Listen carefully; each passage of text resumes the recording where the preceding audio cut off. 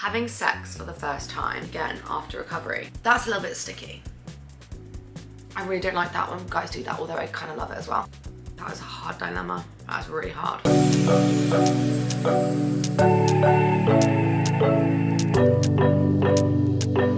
Hello guys, and welcome to or back to my channel. It's your girl Amelia Goldsmith, also known as Millie_fit, and I do fitness, fashion, beauty, lifestyle content. Woo! It's a little bit of a different setup today. Just in the studio. No, I'm just in Birmingham, staying in a hotel because I've got a shoot with Gymshark tomorrow. And I thought I would make a little video, really romanticize my night here. Did a delivery order, got a Waggers, I got a no duck donburi, and I ordered an extra egg. Because this one that comes with it is like vegan egg, and I'm not sure what that's like. I don't know. And then I got the sauce here. Oh my god, I ordered miso soup, and that's... Oh, is this miso soup? I think this is miso soup, okay. And then I've just got like a juice. I don't know what's in it. Orange, positive, tropical, that's what it says. Positivity in this juice. We love that. But they didn't bring any cutlery, so I've got a teaspoon from my tea earlier. So that's that. Anyway, I'm gonna answer some of your dilemmas. I haven't done this before. And I don't know why I've suggested this as a video idea, because I am a very indecisive person. I'm the most indecisive person you'll ever meet. So me and dilemmas, we don't go together. And now I'm doing a whole video on it. So I guess it's just practice for me, isn't it? Got rice in there.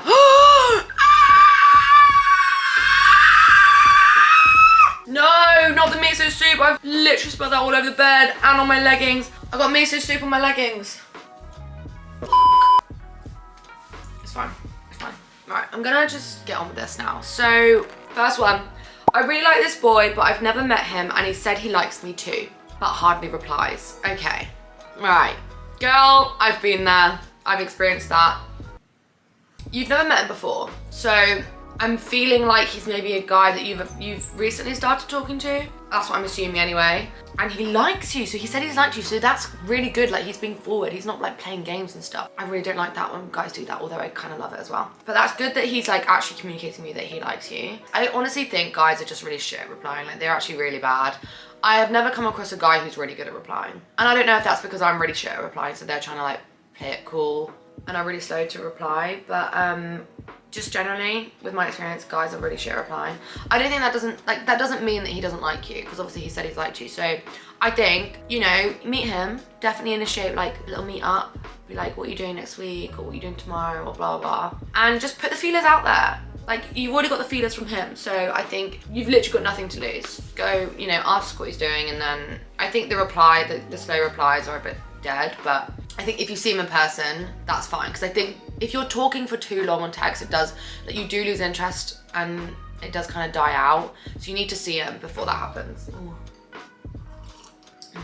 I want to try and get over all my fear foods, but whenever I have them, I end up binging and I feel guilty. I really understand this because I've been there. Like, I've been there. But you're probably most likely binging because one of two reasons, or both reasons. Deep down, you're still restricting, which means that when you do have these foods that you classify as like treats, which aren't treats, by the way, but you classify them as treats, that will like instigate the thought in your head that's telling you to have more of that, because it's like that you don't allow yourself to have that. So when you are having it, you may as well have a lot of it, because you don't know when you're next gonna allow yourself to have it.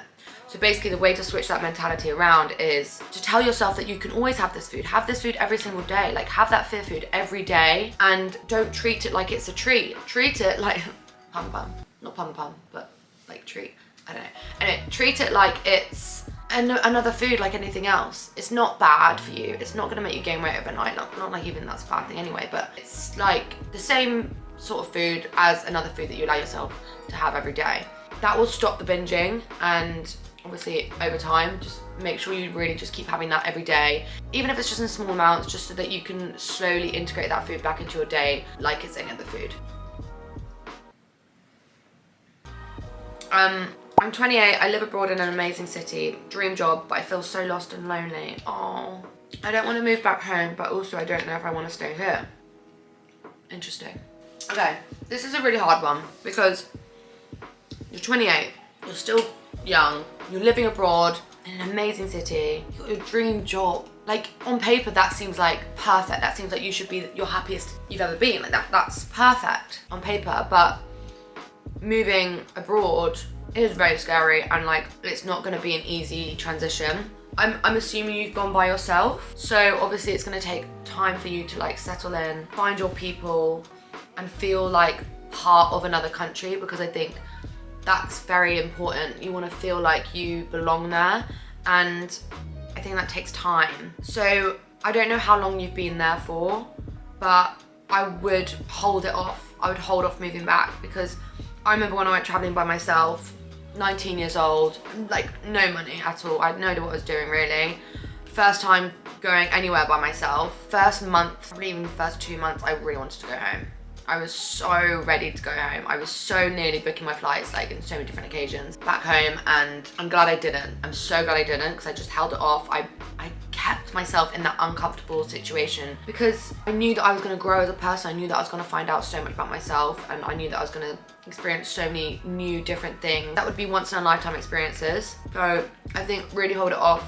I think if you feel lost and lonely, really shit, and it's so tempting to just stay inside and stay indoors and stay within your own little space, but try and get outside of that bubble. Push yourself out there. Go to bars, go to a workout class, go to like, you know, coffee places by yourself, and just literally introduce yourself to anyone. Once you do that, you will realize that it literally is no big deal. Like they're not judging you for introducing yourself to them. They're probably thinking like, oh wow, this girl's got balls. Props to her, like she seems really cool. I guess just try and really put yourself out there. Oh my God, that's amazing. Wow. My God. I'm gonna try this vegan egg. It says it's made out of like coconut. Interesting.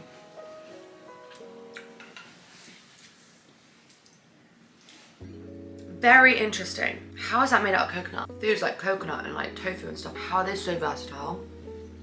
And like chickpea water. Mad. I'm finding this really hard to eat and talk at the same time. I don't know why I do this as well, because I hate watching myself eat. I say this every time. I always get food around myself, around my mouth. Becoming a series, isn't it? The boy I was dating is now traveling with no return date. He said he wants to see me when he's back and introduce me to his family, but also he said not to wait for him. Interesting. So you're dating this boy, it's going well. He's now gone traveling. Now, did he book this traveling trip while you were dating, or was it before you were dating? I'm assuming it was before you were dating. I hope it was, because that's obviously something that he can't really like cancel just because like he's dating a girl, because like that's one lifetime experience, and like in his head, you're gonna be there when he returns, which obviously you cannot promise at all. Like you should, oh my God, it's so much easier said than done.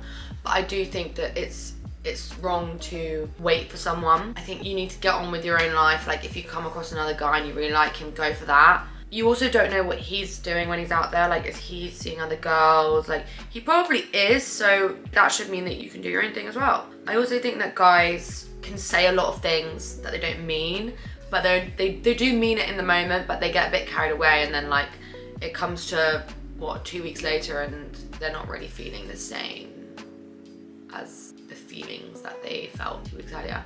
So I'm not saying that he doesn't mean what he's saying, but I'm just saying that be careful and don't take his words too literally. Yeah, I definitely wouldn't wait for him. It really depends on how long he's going traveling for. He's got no return date though. That's very annoying.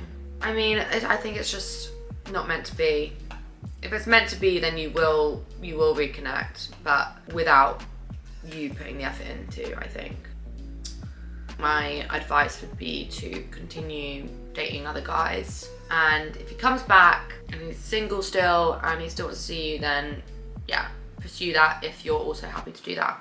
But it's really annoying. That's a really annoying dilemma. Someone said, I have a whole bag of laundry to do. That is a hard dilemma. That's really hard. I don't know the answer to that one. I'm really feeling sorry for you. We hate laundry.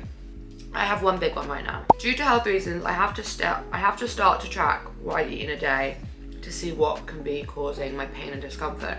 But I'm just starting to eat intuitively, and I don't want to go back down that pathway. Brackets, I have PCOS and IBS. Oh, that's shit. This is shit.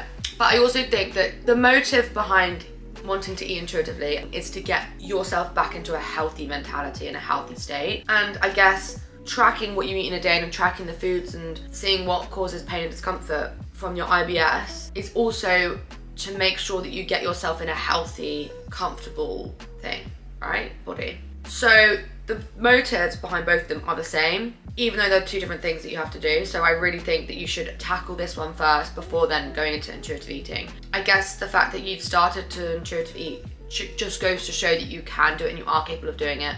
So you can always just go back to that.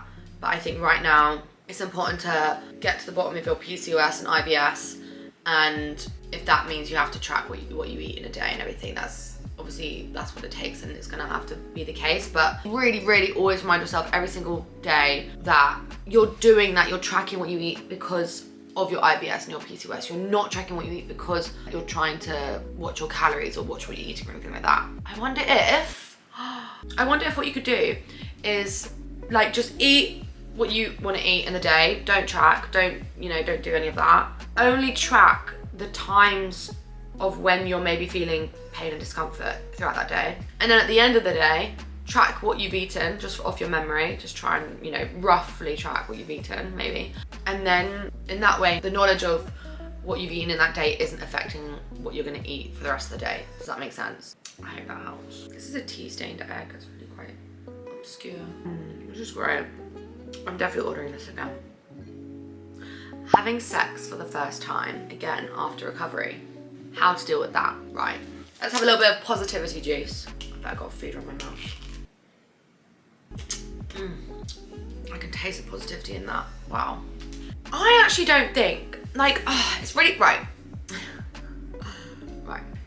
Where do I begin with this? My initial thought was, I don't think recovery affects sex. But then I thought, it does, because it's better. So I think you're in a good position here. I don't think this is a dilemma. I think this is a great position you're in. You've recovered. I'm assuming you've gained weight. You've got your libido back, Cela, and you're having sex after losing your libido. So I think just stay confident. Like for me with the recovery, it gave me so much confidence. So I hope that this is the same for you and you've got a lot more confidence now that you have recovered in comparison to how much confidence you had before. So I think this is great. You're in a great position. I'm not quite sure what the dilemma is. Maybe you're scared to go back to it, or maybe you're worried about, okay, so some people do say to me they're worried about what the guys think of their body post-recovery. But ladies, let me tell you, one, we don't have sex for guys' approval. We don't get a physique just to impress guys during sex. No. Our bodies are so much more than that. So much more than that. So firstly, make sure you get that ingrained in your head. Secondly, I can promise you that 99% of guys would rather a woman with a bit more substance. Do you know what I mean? So don't be worried or don't feel insecure about your new body and don't think that guys don't like it. But we're not doing it for them anyway. We're not doing it to impress them. But just in case that's a big thing that's stopping, that's holding you back, if knowing that's gonna help you, then great. But just make sure we aren't doing it for the guys. So yeah, I hope that's answering the dilemma. Been talking to this boy and I'm so scared to meet him. First date tips. Okay. Oh my god, I love how these are all about guys and stuff. I don't know what makes you think that I'm an expert in this. So, to be fair, I would say I'm quite a good person to ask about dating because I have gone on a lot of dates. Some really bad, some really good. It happens. First date tips, I would say, in terms of you as a person, literally, there's no point being someone else. There's no point faking it. There's no point trying to act cooler than you may seem to be. I don't know, there's no point in holding back your full self and your full personality, because if you do hold back, it will get to the second or the third date and you're gonna start to feel a little bit drained from trying to be this person that you're not, or trying to not be your full self. And then when you are your full self, and let's just say they don't like it, which is fuck them, you just wasted your time. So I always just say, be your full self, full confident self in the get-go. So that way, if there's no second date after that, great, you don't need to waste your time. Moving on to the next one. If there's a second date after that, great, they love you for who you are. This is amazing, it's just gonna get better and better. You need to be comfortable being yourself around them. I'm just very much myself. I don't hold back. I laugh, I ask them weird questions, like I'm just being my weird silly goofy self. And sometimes guys don't like it, sometimes guys do like it, like that's it. They just can't handle the banter sometimes, you know? Another tip I would say is in terms of outfits, wear like jeans and a nice top. I know that sounds really nice. Like I would wear jeans and a nice, like this top that just like accentuates areas that I like. So tops that have this lining. And I feel like that should look quite flattering on me. So I kind of like stick with things that I feel comfortable in. It's very scary, like first dates are just, I don't think they ever get easy. Like I always get nervous. But also remember that they're in the same position. They're probably freaking out way more than you are because they're like, oh, gotta impress her. Gotta make sure that like I keep the conversation flowing, all that stuff. Just, you know, sit back. Don't feel like you need to fill in all the gaps or all the silent bits. Let them speak. You sit back. Obviously, you know, put in the work as well, but just don't stress about it too much. How do I end a situationship without being a fuck girl? Situationships are a tricky one. I mean, it takes two to tango.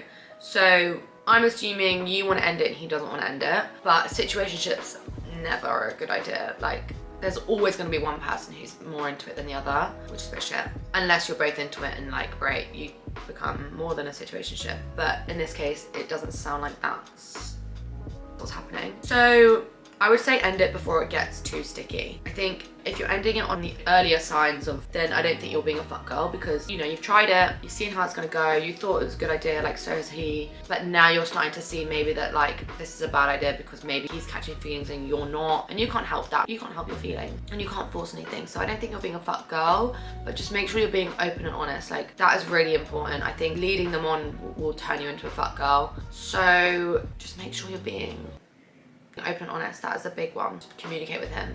It is what it is. It's shit sometimes, but you tried it out. It hasn't worked out. There's no point carrying on. Go straight in with the honesty. Okay, I'm gonna do one more, I think. Oh my god, guys, I've also started this Please Stop Staring Instagram page, which is basically a page to expose all the creepy men that we see, that we encounter every day. Pictures, videos, whatever, we can capture of these men who take pictures of us or like catcall us or whatever. 1,000 followers in a day. Pretty chuffed with that. Trying to take a week off exercise as I still don't have my period, but I feel lazy and guilty. Okay, right.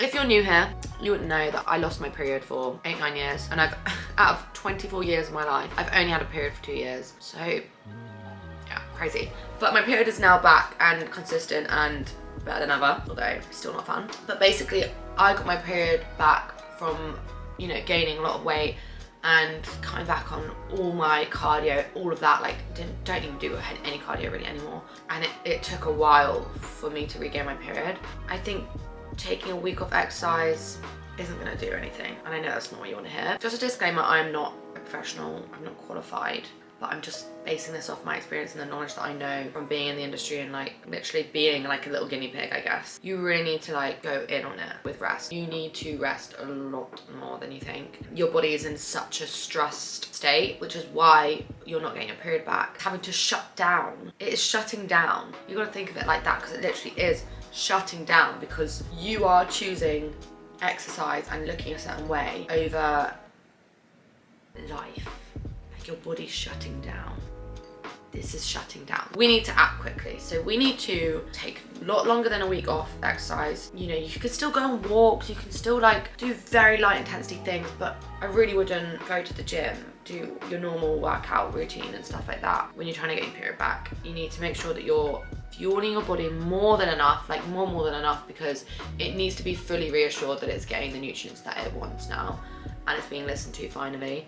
For me, it was, I mean, I gymmed for 3 days a week. I went from 5 gym sessions a week, very heavy, intense cardio and weights, to 3 full body workouts a week. No running, no cardio, like no high intensity training at all. And it was like 8 months of doing that. And I was thinking, if my period doesn't come back in a few weeks' time, I'm gonna have to completely cut out these workouts to 0. You know, I've tried cutting my workouts down, nothing's happening. My next step is to just cut all workouts out. But literally within that week of saying that, my period came back. And I was like over the moon because I was like, oh my god, my body finally trusts me. And it was great. But yeah, I was gonna commit to doing no workouts because I would so much rather my body be in a healthy state and live like it should than choosing exercise. Like, it's as simple as that for me. That's way more important than you know, feeling lazy and guilty. Do you know what I mean? Oh, one more. Like a guy, but he's my ex-boyfriend's friend. That's a little bit sticky. I personally would avoid, and I would avoid because there's so many guys out there. So many guys out there. Are you in love?